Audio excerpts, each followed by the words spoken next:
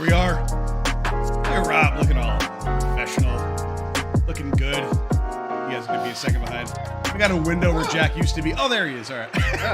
Yeah. Welcome back. You've had a day. I mean, just busy. You're talking all over the place. You're tweeting about new proposals. Welcome back, my friend. Oh yeah. Well, thank you. Thank you for having us. Yeah, this is great. Robert, how about you? How treats it over in the UK? What's going on over there?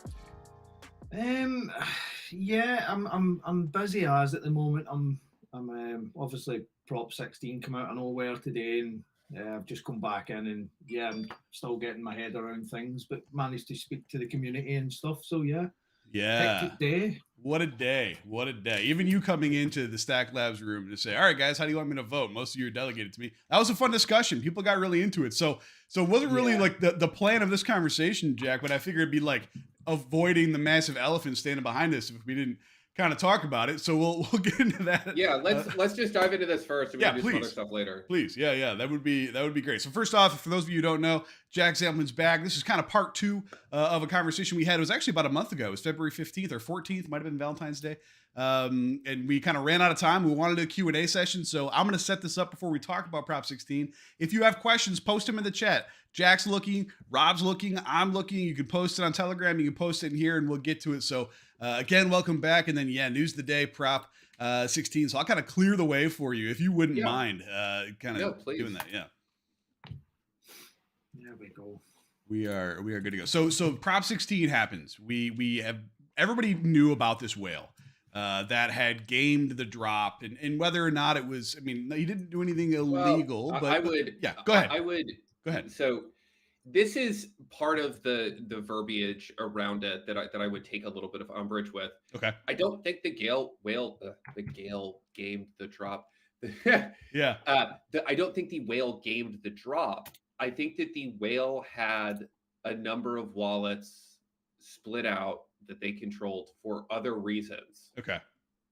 So that would be my only take on that. So we'll caveat that. I will not try to paint an editorial on top of this. Yeah. So for one reason or another, this account had a ton of. You had to have how many Adam to get the max? Like 50,000 Adam staked in a wallet, right? Yeah. So 50,000 staked in a wallet to get the maximum supply. So if you had 40,000, you got 40,000. But if you had 100,000, you got 50,000, right? And so that was essentially the metrics behind the drop.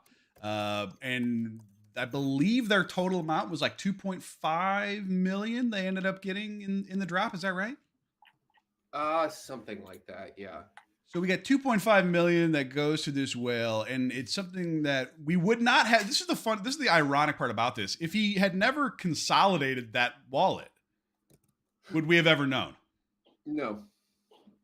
Well, I would have known because I found out about this in late 2020, early 2021 for other reasons. But really? Prior to both the Juno and other airdrops. So I've been aware of this for a while. Interesting. Okay. Yeah.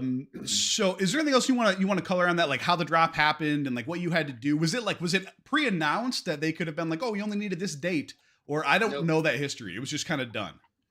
What Juno and Osmosis both did is they used the Stargate snapshot.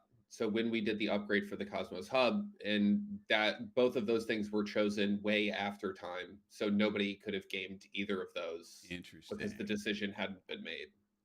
Wow. Okay. And then they end up in a singular wallet, which ends up being a lot. I mean, a lot. Obviously, you're part of the Core One team. You're part of, you helped develop this. And objectively, when you're looking from the outside and not party to these internal conversations, you hear things like, this singular holding has more than the team does if it was just talking about team tokens, right? Not necessarily your own personal stakes, but just team tokens. So that's kind of weird at the outset. But how was this talked about internally? When do you remember hearing about it and like taking action? Because I think I heard you say it's been in discussion for a while, right? Well, I mean, there's first off, the step that Juno has taken. I think Larry from Delphi Digital had a really good tweet. Let me just pull it up real quick. Yeah. He said, Juno Prop 16 is, as far as I know, the first case where an L1 blockchain community collectively decides to confiscate a person's tokens due to violation of the social contract. This could be in the history books. So, that's accurate. I mean, that is like also why I opposed Prop 4, which was the first sort of effort to deal with this, and why I've talked about this. This has been a conversation kind of ongoing within the Juno community for a really long time. Right. I've opposed it for a long time. And, I've actually thought about it a whole ton. And, my tweet on this, which I will also read because I think that it really encapsulates my thinking on it. I'm supporting Prop 16 because communities can and should police themselves. This has always been the case in Cosmos. Right. The option of starting your own chain and community is always there as a safety valve. This is how the internet works, and it's also how IPC works. And I do believe that. We have done quite a bit of self-policing within the Cosmos community. We have, edged out people who don't meet with the core values of the community, and we have done our best to sort of try to keep this idea of a free and open internet in a free and open crypto space as close to our chest as possible. And, sometimes you need to use anti-democratic means in order to continue democracy. And I think that this is kind of one of those examples where there's an actor that is seen by the body politic of Juno as being counter to the interests of the network, and that there have been a number of sort of tries on resolving this issue peaceably. It has been unable to be resolved. So there is now force being used. I think that, as Larry said, I think it's a sort of one for the history books and a really interesting case study in community self-policing is really what this is. And I'm in support of it. You say for the history books, and I don't disagree with you. I'm actually going to do some quick napkin math here for a moment, because if you're talking about the history books, sorry, let me just humor me while I put this out here, because what we're essentially talking about is a current holding of $124 million in Juno that will end up as what, when it's all said and done in terms of USD, $2 million. We're talking about $122 million. I mean, that if that doesn't end up in the history books, because those are staggering numbers. That were large for everybody. It's real big. Yeah. I mean, I was listening to this is kind of off topic, but Sure. when we're talking about orders of magnitude on like this, I like to bring in other things. Please. I was listening to something about the shale industry in America, and back up a few years, the shale industry went through this huge boom. Companies were over investing, and they got kind of caught off sides. And the person in The Economist said, this led to over $300 million in lost value. Therefore, there were a bunch of shareholder protections that got enacted within the shale community. And it's like, 300 million? That's it? Right? And this is, on that same order of magnitude, it's kind of wild. Right. Yeah, because there was nothing stopping, just so we're clear, there was nothing stopping this person from unstaking and market selling at any point along this way, right? Yeah, no, not at all. And they've sold millions and millions of dollars of Juno at this point. Right. So it isn't. They have been the supply side of the Juno run. It's factually accurate if you look at the numbers, which is just fucking wild. That is unbelievable. So essentially, there's one counterparty. I mean, I don't know if you've seen any of my stuff that you haven't been on. I know you're a busy guy, but essentially, when I look at the tokenomics of this and how this was formed, my thought has always said, tell me what the bear case is. It doesn't necessarily mean it's going to work, but there's not like a massive counterparty saying, I'm going to be here to get my investment out. I'm going to dump on you because I'm a VC, or Cosmwasm's stupid. It's not going to work. I think everybody agrees that Cosmwasm is going to work. Whether or not it's Juno is a key part of that is not the question. The point is, where's the downside? And this kind of was the downside, right? Yeah.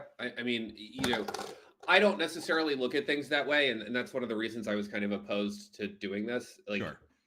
I am kind of inherently conservative and a little bit pragmatic, and rocking the boat in this way is not with my personality, just honestly. Yeah. But enough of the community feels strongly, and like, if we can just talk about some numbers real quick, which are pretty incredible in terms of shareholder democracy. If we look at Prop 16, it got put up. Voting start at 8:21 this morning was when the voting started. It's 12:17, so roughly 4 hours ago. So within 4 hours, we have about 8,700 people voting. Of those, over 8,000 of those people voting have voted yes for this proposal. The yes vote is 34% of all bonded stake on a network worth a couple of billion at this point. Right. Those are insane numbers. Yeah. Those are wild. And, people talk about DAOs and Ethereum and blah, blah, blah, and it's really cool. Show me a DAO where there's 8,000 people active within 4 hours. Right. It's remarkable, actually. I mean, the 5 days are crazy. I mean, you put 5 days in and it's like, we got 5 hours and we're already a third have voted. I mean, that's unreal. We passed quorum. Quorum. On the Cosmos Hub, when I put up proposals on the Cosmos Hub, there's a 2-week voting period there. I feel like if I can get to 80% of quorum within a week, that's huge. That's incredible. In the last Cosmos Hub proposal, I think I got 60% of bonded stake to vote. 20% of that came in within the last 24 hours. Wow. And, I was really stoked about that. I think I got 5,000 people to vote for the hub router, and it was awesome. This is a whole different deal. I've never seen anything like this. Sure. So you guys were, Rob, by the way, I appreciate you kind of sitting there in the silence. I want to get your side of this as a large validator of this network. I'm kind of curious your thoughts and whether or not there were discussions necessarily, but before we get to that, Jack, one last question, and maybe Rob, you can touch on this too. What happens to that $122 million if this passes? Community pool. How? So people, so do they just take it? What exactly happens for that to be reappropriated? So functionally, what is going to happen is the Juno validators will start a version of the software for a network upgrade that will move the funds into the community pool. Really? Yeah. And that could just be just done? I mean, how does... Yes, that can be just done. This is the case in all proof of stake networks. And this brings up a lot of really uncomfortable questions for people. But, just done requires this level of community involvement. Right. Without that, without the governance proposal, without the level of support behind it, without the validators running the software, which is a hurdle we're going to have to get to, this can't be done. And that is simultaneously the power as well as the downside of proof of stake in some ways. And I'm sure if there's Bitcoin maxis on here, they're going to be, bear pointing.gif. But this is, like it or not, this is like another meme. This is peak performance, whether you like it or not. And that's, Hey Jack, is it because the funds are locked up staked, right? You can get access to them and we move on from an upgraded version, and that just gets distributed to a community pool. Just back it up a little bit for most people who wouldn't really know how that works. So when you do a software upgrade on a Cosmos chain, you have the network. Let me start. The network has the option to make arbitrary, irregular state changes. Wow. So what does that mean? Yeah. That means pretty much anything. Minting tons of tokens out of thin air, all kinds of stuff. This is why there's a lot of scrutiny of and transparency around upgrades, is because these upgrades are opportunities for weird things to happen. And up until now on Cosmos, we really haven't seen any of this. We've had upgrades with regular state changes to fix issues or set parameters that were unset. And those are really normal things. And like, no one's scared about those.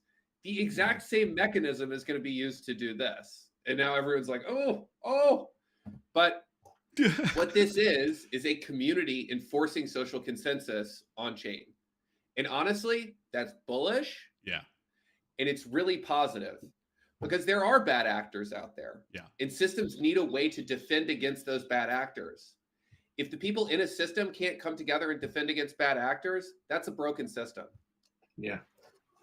Oh my we've got the 28 God. days unbonding because, obviously can't do anything about it until they'll be back to the community pool then, which is quite frightening. Well, yeah, and I think that's what you guys kind of just said before we came on about that'd be a quick upgrade. And what is that process usually like? To actually upgrade, is that a weekend? Is that a week? I mean, is that like a massive? I mean, it's validators or the people? Well, I mean, everybody, right? It's validators. We use a thing called Cosmovisor, and just you just put in the binary and it updates it for you. But it's more of the core devs who are having to change the code or whatever goes on. I'm not technically educated enough to know what goes on in the background. Yeah, there's an upgrade handler that needs to get written. There's a team that's formed to do that work. I'm working with them right now. Nice. And once that is done, that will be tested. There's 2 or 3 teams that are going to be involved in that testing. They've already kind of stepped up and volunteered for that. I'm going to be trying to We'll be doing that through Uni testnet and then running it onto mainnet, I presume. The validators will likely spin up a private test net where they test this irregular transition and ensure that the chain continues to run after the upgrade completes. But then from a validator perspective, all that they need to do is run a different binary. And once that there's going to be an upgrade proposal, the binary will get switched out, things will happen. Sure. This whole process is pretty fascinating to me that, it seems very simple. Well, we vote and then it's done, right? It just happens. We snap our fingers and then on a Tuesday, it'll just be done. Not really. There's a lot more that goes into this. And to your point, I kind of had a aha, oh my God, kind of moment there when you were saying that. How many times in civilization or in history has somebody acted, like you said, a bad actor, where you were just like, well, fuck you gonna do? You want to get a truckload of guys and get some guns? Like, what do you got? You got no recourse, right? And so I didn't really think about it that way, but to anybody who says no, this is the kind of thing that makes you think that persistence long-term can happen, because in the event of a worst case scenario, you're seeing how that can be run back, right? Yep. Yeah. I mean, this is the power of Cosmos governance.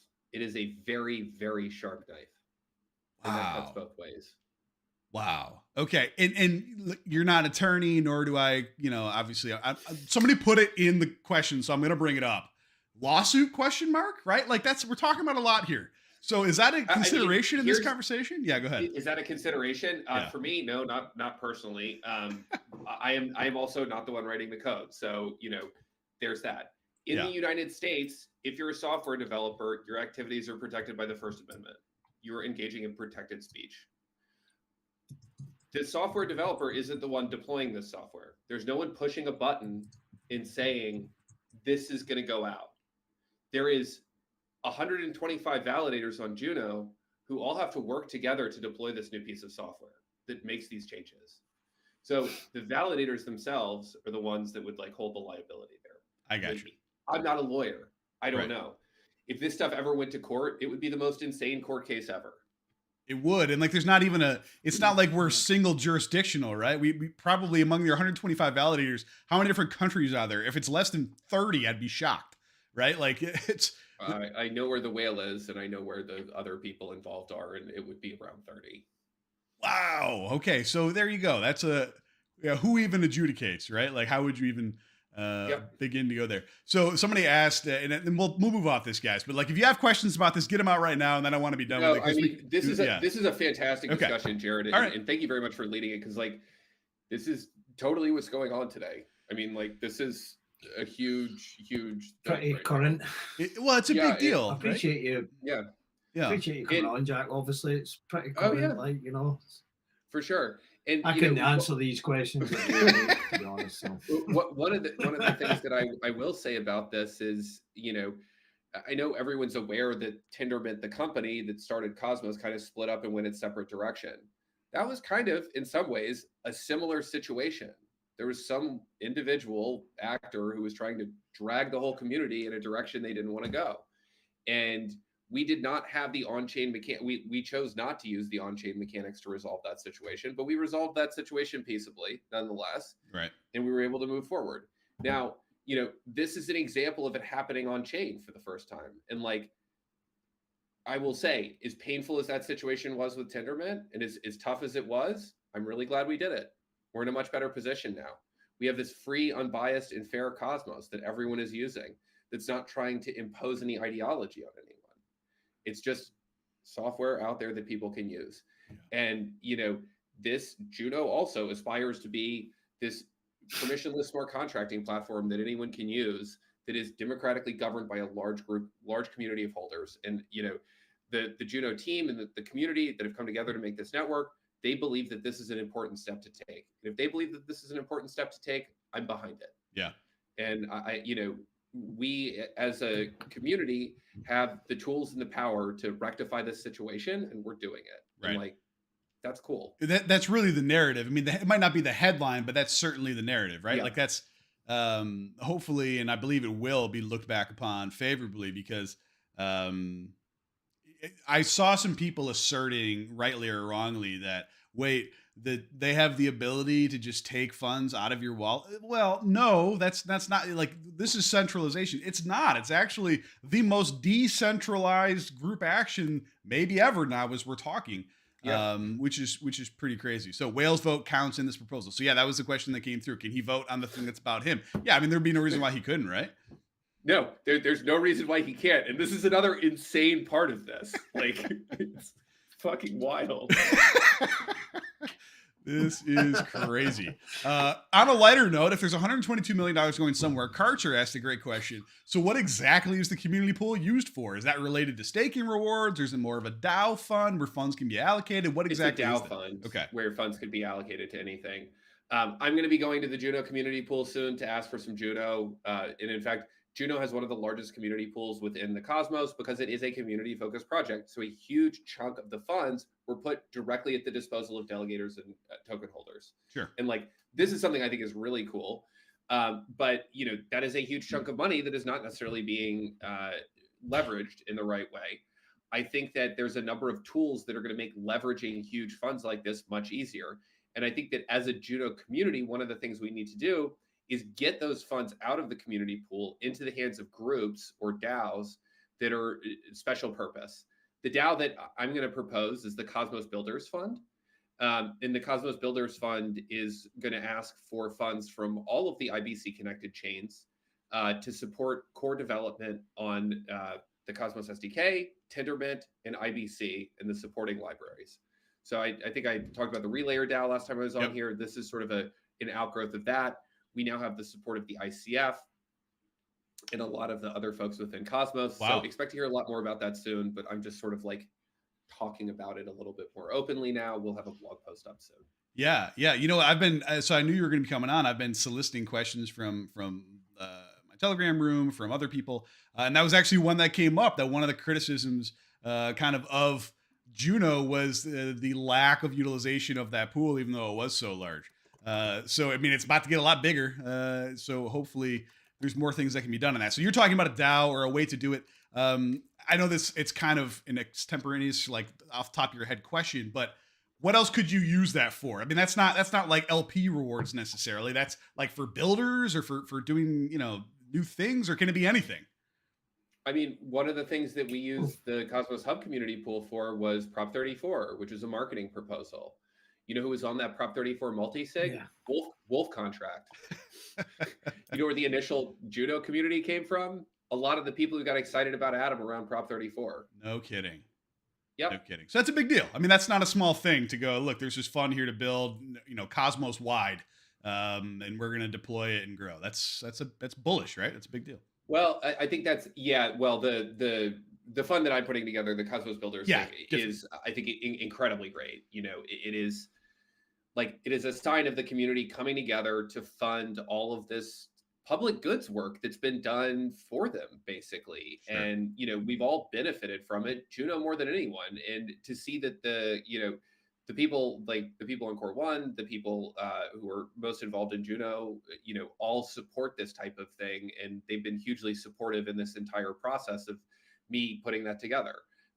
Along with a number of other people within the ecosystem, and we'll have a lot more information on that soon. But Sure. No, that's great. It's a really exciting thing. Great. Rob, why don't you pop in while I'm scanning here for, I know you had some other questions for Jack, kind of software developer. I don't know if it's related to this, but I'm scanning through here. We got a bunch of questions that have been pinged to me.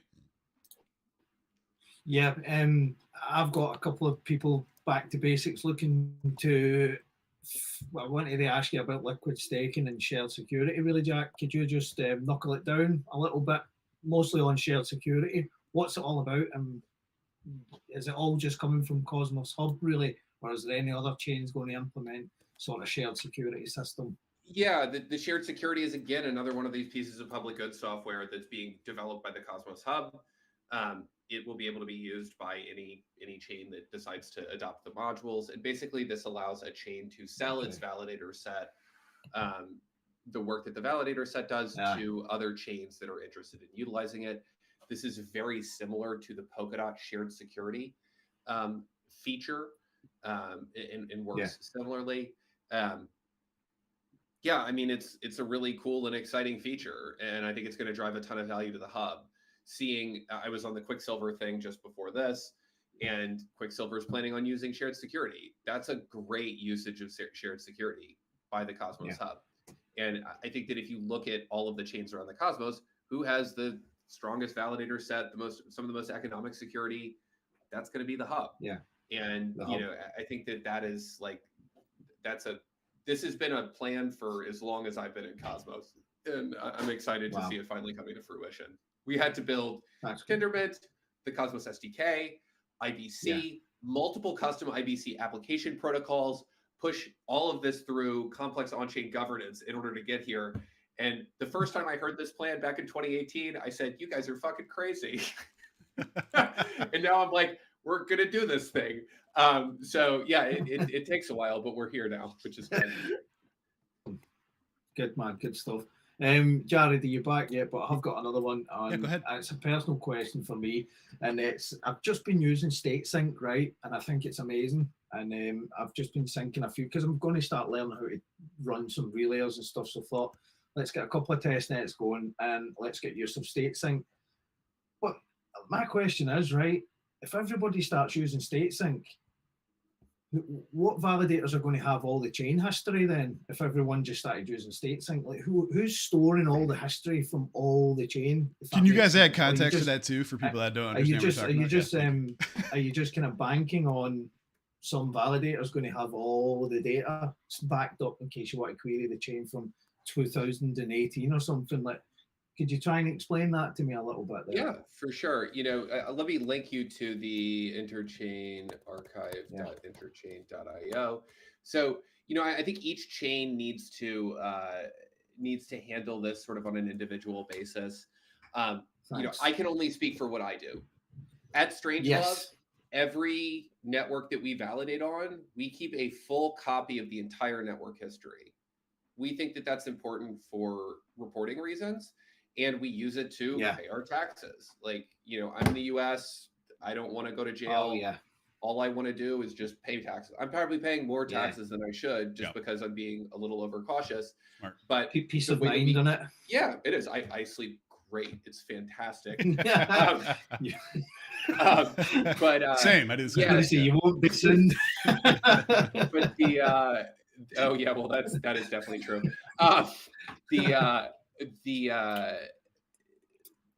But this is a broad sort of network-wide problem.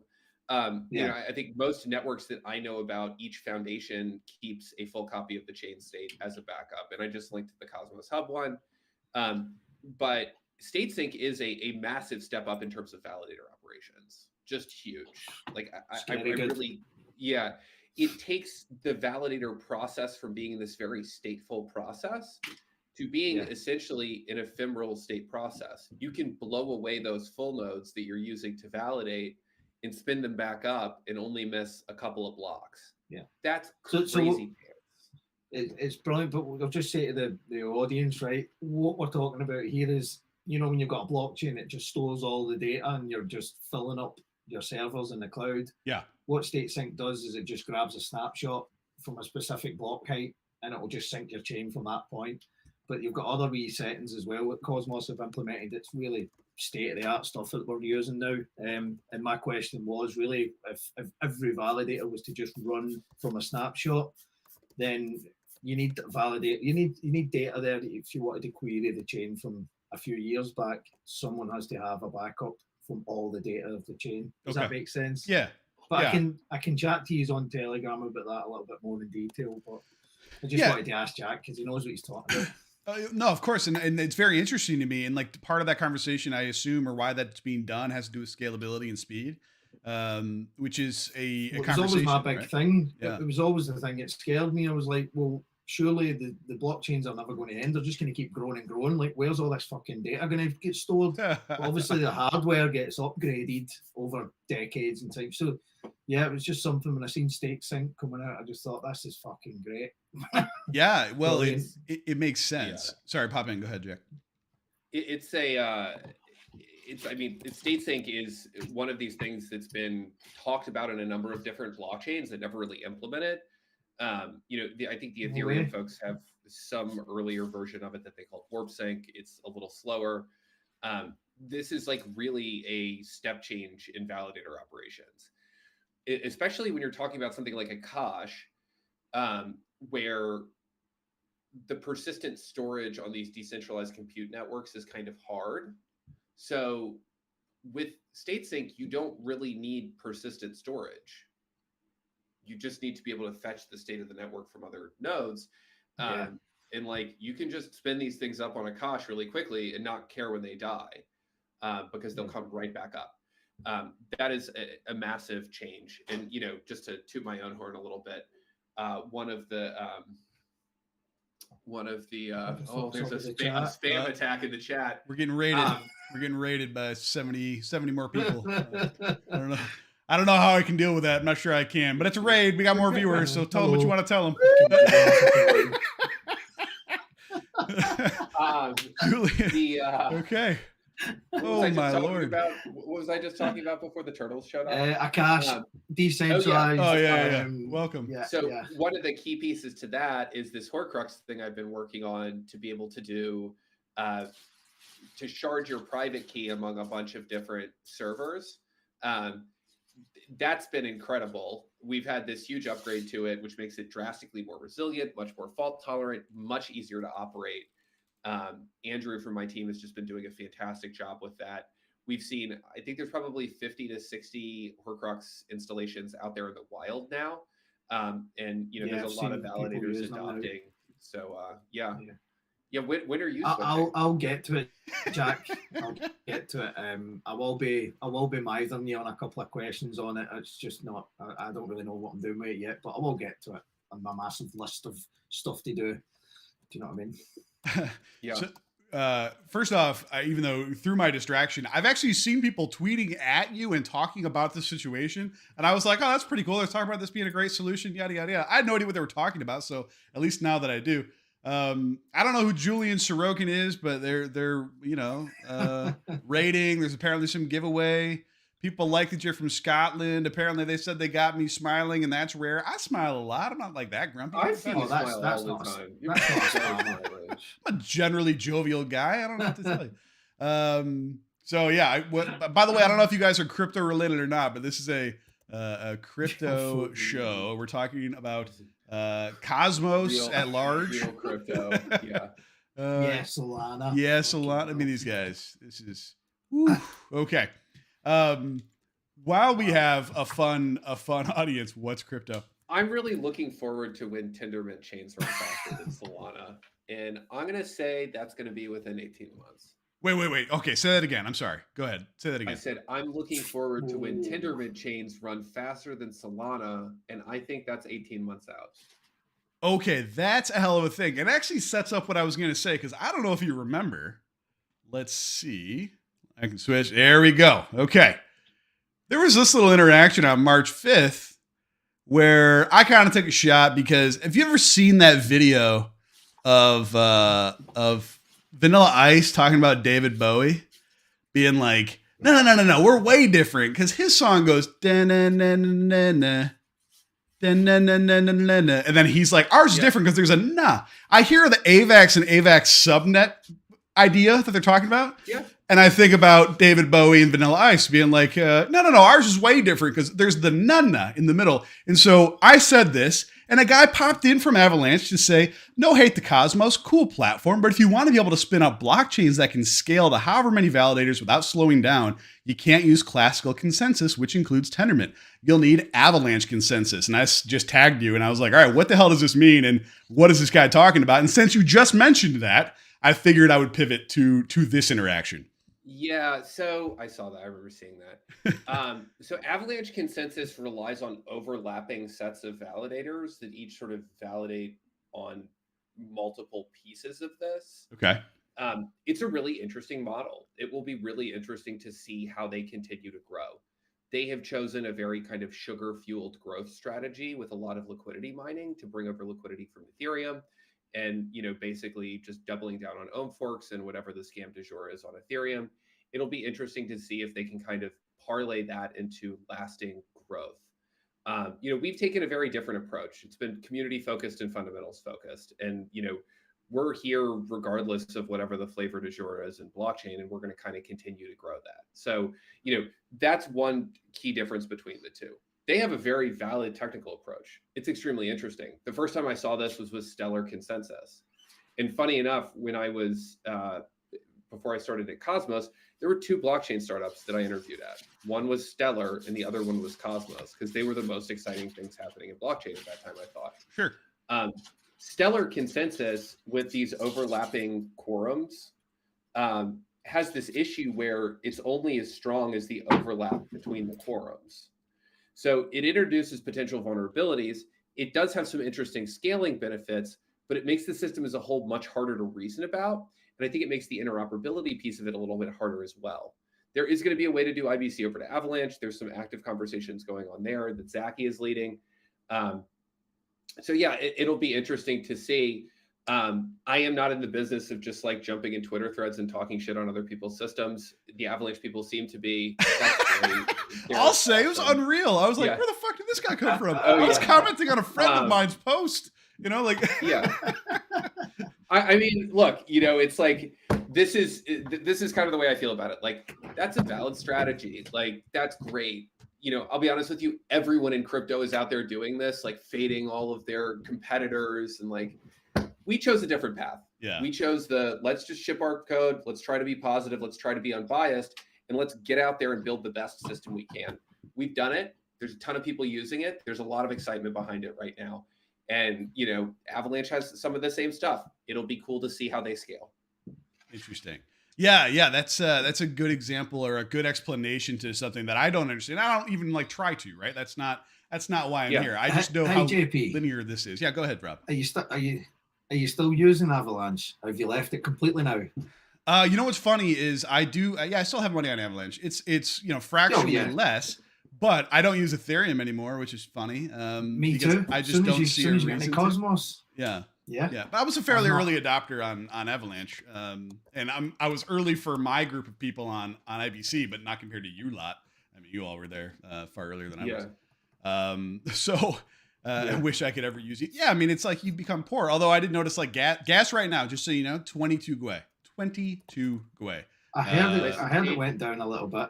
Yeah. Go get your ETH transactions in. Seriously, now's the time. I'm going to get my $200 back from MetaMask now. If we can get those back. Holy Lord. Which, one of the I got to get my Bitcoin out of a dive vault right now. Maybe that's what I should be doing after this. No kidding. I mean, while you can, is literally save thousands of dollars if you have to do multiple transactions. When was it? It was the March 2021 drawdown. After that first big run up, there was a crash, and then we went back up. I had borrowed some money against some Bitcoin, and during that, gas prices were insane, and I had to go put some additional collateral into my wallet. I remember like paying $1,500 for a transaction, and I was like, I guess I should. Yeah. There was on a crash we had not that long ago, and I was like, oh boy, this could cascade. I did the same thing, and I had 2 failed transactions for over $1,000, and I was like, this is fun. I'm enjoying this. Yeah, that's good shit. Thank you guys. This is why I really love IBC and anything that's on the Cosmos stack. So when you were here last time, you made mention to me, or you spoke to us about Sam. And people actually later on were like, your face went, oh my God, when you mentioned, vaults or your iteration of vault sellers. Would you mind giving an update on what that is and where, not what it is, but where we go from here? I mean, Sam's had a good enough launch. I think people are just starting to understand it. And I am very excited about it, but I tend to get excited about things and I tell people and they're like, what the fuck are you talking about? I don't get it. Yeah. So if you wouldn't mind. Yeah, for sure. So we've had to do a lot of fundamental dev work to sort of make this even a reality. And a lot of last year was spent putting the pieces together. We did a raise at the end of last year. We've had to go out and do a ton of hiring and significantly grow the team to get us to where we need to go with the seller. So right now we have all of that done. Everyone's sort of working in concert and we're pushing towards the final product. And that first product is going to be a vault on Aave, where it gives you the best stablecoin yield on Aave. So really safe, really conservative, very clear that it's going to make money. Yeah. I think a lot of the Uniswap V3 stuff we were working on, the more and more we modeled it, the more and more it looked like it was a guaranteed way to lose money. And nothing scarier than launching a product that is going to lose people money. So we did have to pivot on the first protocol that we were going to launch, which was a tough decision, but the team had all the pieces to build this new one quickly. So we're kind of going through that. We're going to have a test net for that new code early next week, and we should launch it sometime within this month. Wow. So that's all going really smoothly. And then the other pieces are sort of the ability to do this on the Cosmos side. Yep. We spent a lot of the last year and a half building the Gravity Bridge fork that we have into being able to, the Gravity Bridge fork. As soon as I say Gravity Bridge, I feel like people are triggered. A little bit. I had to stop myself. So yeah, go ahead. The Gravity Bridge fork we've developed that to be able to do this with Ethereum. There's a few pieces that need to come together to be able to do this in Cosmos before we could offer similar products on Osmosis or broadly across the interchain. I have been working a lot on that, and a bunch of the Strangelove engineering team is sort of paving the way ahead for the SOM team on that stuff. The core SOM team's kind of working on a lot of the Ethereum stuff. That is not my expertise. My expertise is Cosmos, so I've been kind of pushing forward on that side of it. Nice. Yeah. Nice. Sounds great, Jack. Sounds great. In my opinion, the bridging into the Cosmos to me is the largest hurdle still that exists. They're doing it in a decentralized manner. Because you know what I really hate? Telling my friends to get off of Ethereum to go to Coinbase or to go to KuCoin to then send in. It's terrible. So when I have to put the screws to you, when will this be as easy as Wormhole or as easy? And now Wormhole has its own fucking issues. So I don't want Wormhole, but it is easy to do, or as easy as the Avalanche bridge. What needs to happen for us to get to that point?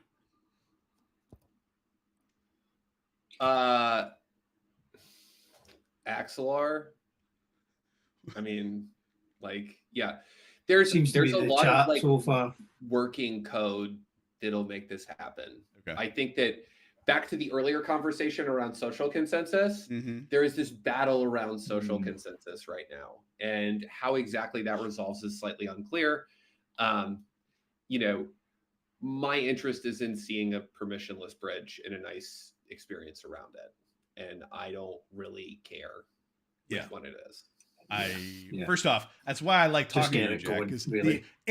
What most people would not say is, and the experience around it. Okay. And we talked about that last time, UI. No one ever fucking talks about that. We've now talked about it twice in 2 conversations, but it's not just that it works, it's that it's easy to do, and that is mass adoption. It's quite frankly, in my opinion, I don't understand the tech of AVAX. That's not my role. I do understand how fucking easy it was though, and that's, in my opinion, why it blew up like it did. It was easy to get there. Yeah, you're They right. built a user experience.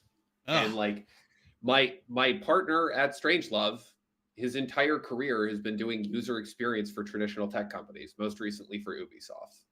Like this is a huge foundational part of what we do. Good. I love it. And you mentioned something earlier, which I actually had been like just kind of buzzing about, and I didn't really understand the dynamics. But you alluded to, conversations with Zaki and Avalanche, and somebody can onboard IBC, and it's a question that I've had for a long time. How hard is that for a blockchain that was not built with the interchain in mind to say, yeah, we're gonna join, we're gonna onboard IBC, and we're gonna become part of it? Is that reasonable to do? Is that not reasonable? Like, how hard would that be? Yeah. Well, it depends on which blockchain. Okay. And it depends on the specifics of whatever consensus mechanism they use. Okay. So, for example, things like ETH2 or Polkadot, those are going to be relatively easy. I'm currently working with a team called Composable that is bringing IBC to Polkadot. So, I think that the finality mechanism, Beefy, that they're integrating against is going to go live on Polkadot sometime late Q2, early Q3. So we're aiming to have this IBC integration ready for whenever that goes live and they start shipping the parachains. Yep. When they start shipping the parachains on mainnet Polkadot. So that's really exciting. But long story short, there's a couple of basic things that you need in order to integrate IBC from a consensus layer. And it's fast finality, which is sort of not probabilistic finality, i.e. it can't be proof of work. Right.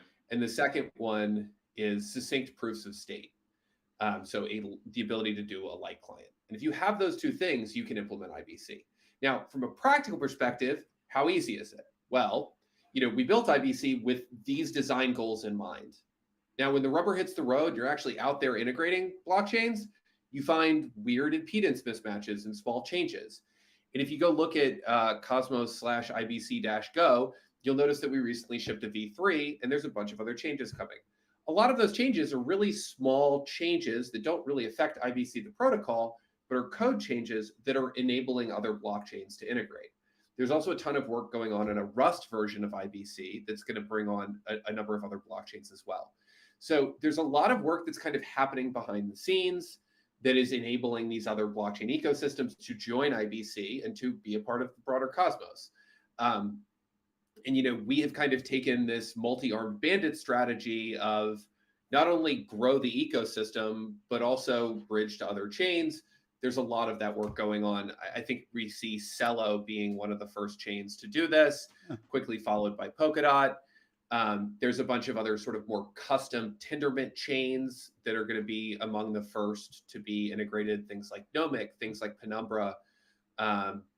And yeah, there's a lot of really exciting work ongoing there. That's an interesting question there that David's put on the chat. Can you see that question there? From David. Oh, will it be difficult to be, I'm assuming he's saying, to get Aleo or Espresso privacy chains into IBC? That's a very interesting question. I'm opening up their GitHub to look at their consensus. They're written in Rust, so the IBC Rust should work. Snark OS, Snark VM, welcome. Allo. Where's the Allo blockchain? Was that ZH Snark or something like that? What's it called again, that software? I would be very interested to know what kind of consensus mechanism they use. It all depends on the consensus mechanism, David. David's a smart guy. He's very into this stuff. So yeah, I know. Yeah. David and I chatted a few sweet. times. I think we have a meeting on Monday. Hey, even better. I love whenever Dave pops in. Let's see here.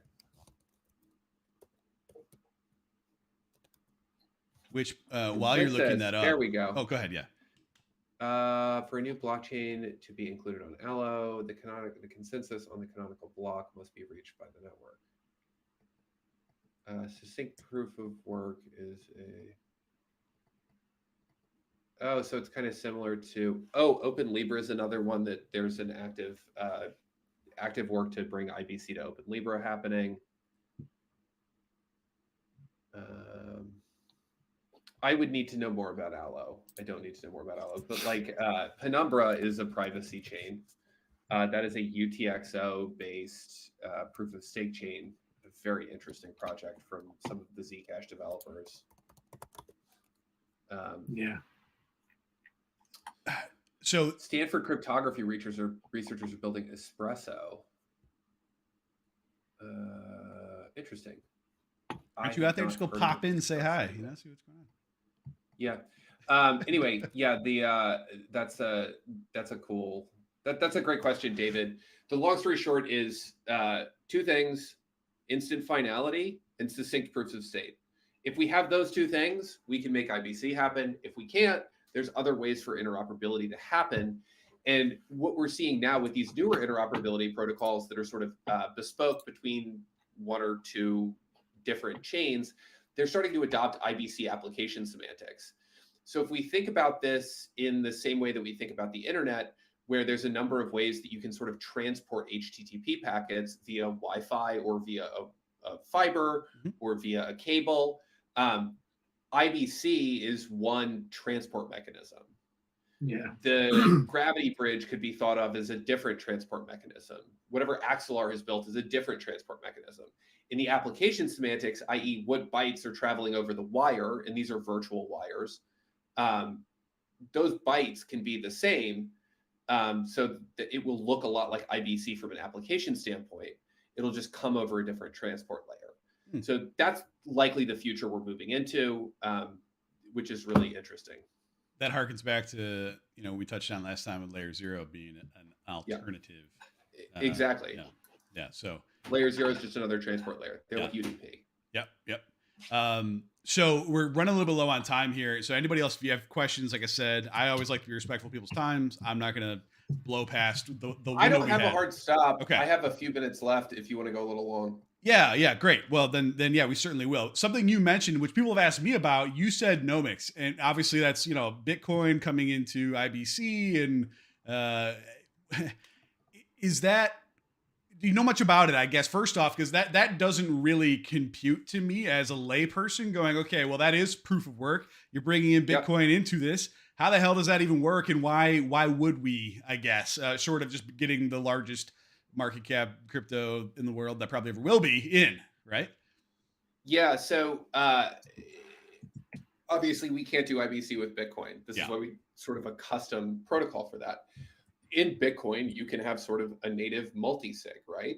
So just sort of simplistically how this works, imagine a multi-sig where each key was also a validator key. Okay. So then in order to submit Bitcoin transactions, the validators just come to consensus. That's basically what nomic is. Oh, interesting. Yeah. All right. Fairly simple. Also how the gravity bridge works too. It is a relatively simple system from a conceptual standpoint. The practicality of implementing it is way harder. But practically it's a simple thing conceptually, and that's all it is. So what happens is, from a user experience perspective, as a Bitcoin user, you would send your UTXO to a particular address. The validators are watching for deposits on that address. When they see a deposit to that address, they mint the Bitcoin representation over on nomic, and that is a token that can be sent natively over IBC. Interesting. Yeah. And going the other way, they probably do it in batches. Sure. So people would want to send Bitcoin back. A batch accumulates. The validators come to consensus with their Bitcoin keys. That makes up a valid Bitcoin transaction, and then that can then get submitted to the Bitcoin network, and users get their funds back. Interesting. Yeah, BAP just came in. Taproot enables it with multi-sig. 1,000 validator signatures, the same as a 1 key TX. I don't know what that means, but he's kind of the guy that I turn to be like, hey, what the hell's going on here? Yeah, that's he's exactly right. It has been really hard to do this in the past, and if you see the architecture that Thorchain has, they have a constrained number of validators, and it is a very interesting system. But It's interesting, and this Taproot upgrade that they've done does drastically shrink the signature size, which is a key component, especially when block size is really important, like it is in Bitcoin. You need to do a lot of engineering to get things fast enough, and Taproot's going to be is a big part of the Nomic plan. Interesting. Cool. Double G right before that said, can Jack talk more about how speed will be faster than Solana? Because I think that's kind of the buzz. I've asked a couple of the Juno devs about this, and I'm like, how come Solana always says they're the fastest? And he was like, well, what about stability and speed at the same time, not just speed? But talk about how it would be faster than Solana. How about implementing shared security model? You kind of already touched on that, but like, how do you get to that point? So I will answer this with a story. Cool. As we have been building Cosmos, there's always a place where, as an engineer, you have a trade-off. You can say, should we sit here and optimize this piece and make it fast, or should we leave it working and move on to the next thing? 99 times out of 100, we have put a pin in it, left the working thing that's slow, and moved forward. Okay. So the upshot of this is there's all of these easy fixes to increase performance that just need developer work and time. And we have focused on features and gaining adoption. And as some of these chains are starting to see more and more traffic, for example, Osmosis and Terra are the two biggest examples, we have seen each of those chains invest in the performance work and go back, grab some of those pins out and fix them. And we've only hit the lowest hanging fruit at this point. Like literally just picking apples off of a tree, one or two engineer weeks here or there. And we get past the current performance bottlenecks that we're seeing. There's a lot of deeper issues that take 6 to 12 months to resolve. And a lot of those projects got started 3 to 6 months ago, and they're going to start bearing fruit here soon. And over the next 12 to 18 months, we're seeing this massive increase in traffic within the Cosmos ecosystem. And that is going to force some of these performance improvements, in addition to the things that have already been started to fix some of these underlying issues. We're going to see a 10 to 100x improvement in performance over that time period. And that'll take us to roughly where Solana is, probably a little faster. Wow. Yeah. And the way that we're coming at this is not from one centralized team trying to make things faster. It's coming at it from every angle. Every team in the ecosystem is having these problems, and they're resolving them in their own ways. And the sum of those fixes is what's going to get us there. I can't even begin to, like you guys, if you're watching this, you've heard me talk about it.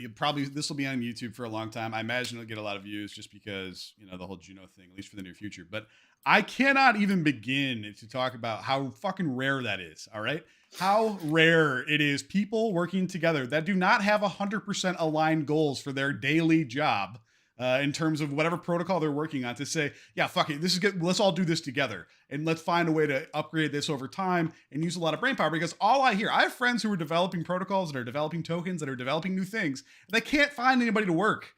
I mean, everybody has that. Everybody's busy right now. You can't find people. So, getting people to jump in and help, I guess, for the betterment of an ecosystem is unbelievably cool. So I wanted to get that little editorial in because it just Jared, doesn't happen. Thank you. It is, I think, one of the things that we've always wanted to see out of blockchain is this ability for people to work together. We saw it for a long time in early Bitcoin, and we've kind of lost it for a while. I think we saw it for a while in early Ethereum, and then we lost it again.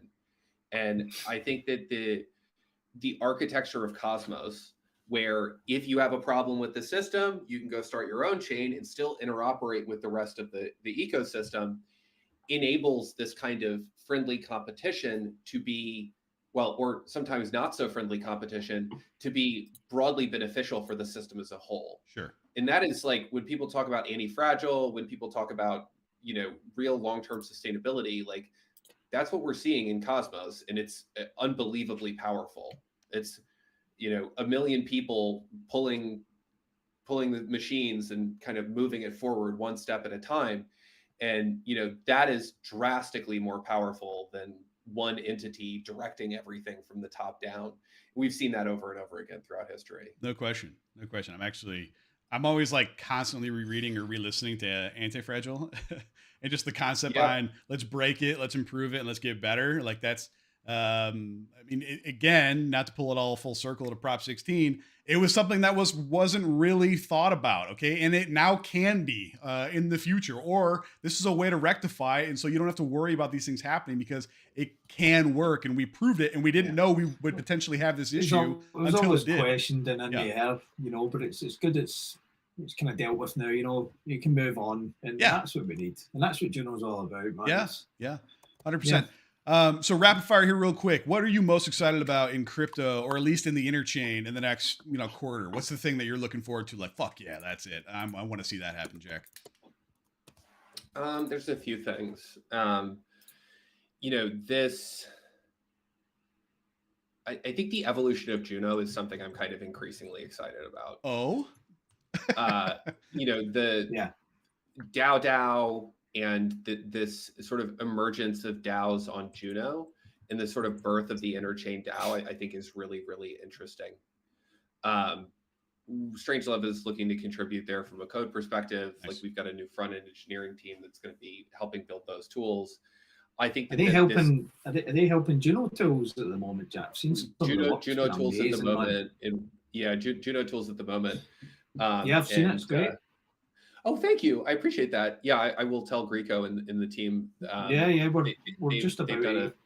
They've done a fantastic job. So that is like one narrative I'm watching closely and trying to help push along. Another one is the sort of completion of IBC with interchain accounts and IBC queries. So this is really the ability to do true cross-chain interoperability, more than just sending tokens across, but the ability to call smart contracts or functionality on other blockchains and then query the data about those other chains. And those kind of fundamental tech increases are going to be crazy. And they're going to enable things where people are like, this is insane. Much better user experiences. That could give you the ether scan of the cosmos if you can be able to query all that data. You know what I'm saying? Someone can then build this sort of. This is Highlander from a smart contract on Juno. Yeah. You could go query the status of a pool over on Osmosis. Yeah. So this is generalized in never been done. Oracle, basically. Ooh. And as a consumer, we can go query these blockchain nodes and we can trust the data that comes out of them because of the light clients. But if you're on Juno, if you're in a Juno smart contract, you have no way to go query outside of that contract. Right. This will be the ability to do that. It is going to be game changing, and it will allow you to read as well as write to other blockchains from the state machine or a smart contract of one blockchain. That's a lot of technical verbiage that is really revolutionary, honestly. That's one thing I'm really excited about. Obviously, if we want to do sellers in the Cosmos, both of those features are key for us. So I'm excited to start building that type of stuff with Som. I want you to build them in the Cosmos as soon as possible, because I will just set it and forget it, man. That'll be amazing.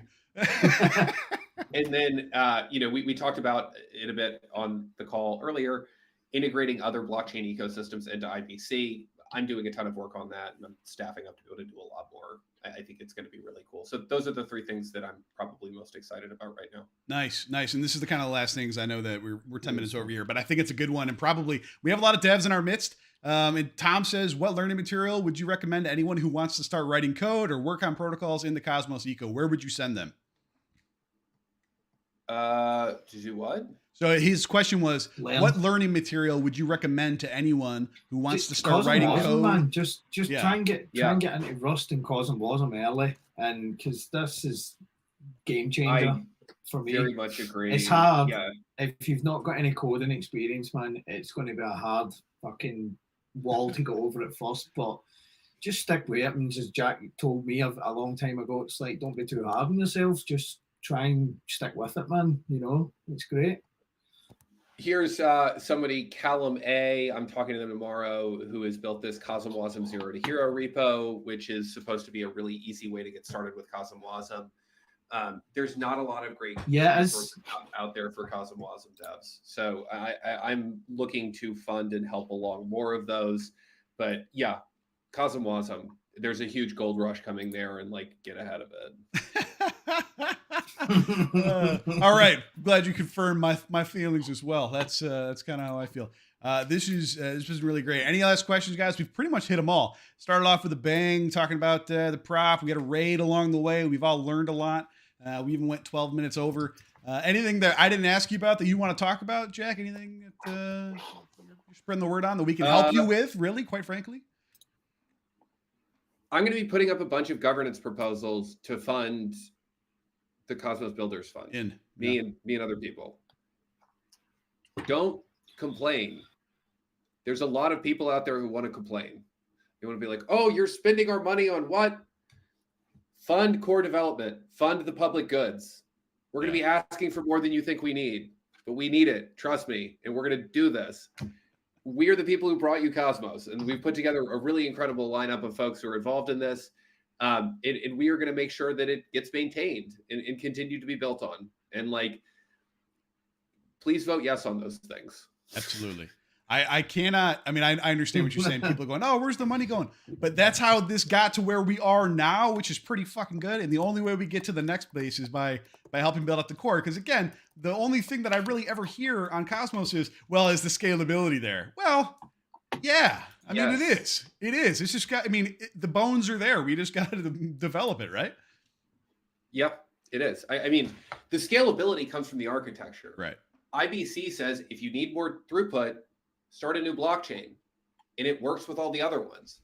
That is fundamentally new. People have not seen this before, but they have seen it before. It's called the internet. But they've been sold the internet of blockchains by so many different blockchain startups that when the actual internet of blockchains showed up, most people did not see it. It's here. It's called Cosmos. We got it. And you know, the speed of the individual blockchains is going to continue to just rapidly increase. Oof. Yeah, it's the tech of future finance. Is the way I see it. Yeah, We've got to be ready. I love it. We need, bank grade systems in place at the end of the day. So people need to be funded to get these things maintained and built. So we'll have our community voting for it anyway, Jack. No problem. No doubt. Yeah, no doubt about it. Jack, I appreciate it as always. And by the way, anecdotally, Tom says, I'm Canadian. It's second nature to complain about how public funds are spent. That's hilarious. It's true. It's very true. You know, we have a lot of Canadians in Cosmos, our proud Canadian brothers and sisters. There you go. Too funny. Well, Jack, again, if anything crazy happens, you want to talk, you always got a room here. We'd love having you on. Yeah, hopefully for sure. We can continue to do it as the development comes and we can keep the community abreast. I'll be back. All right. Sounds good. Everybody, we will be back again next week. Thank you again, Jack and Highlander. As always, boys, I will see you later. Yep.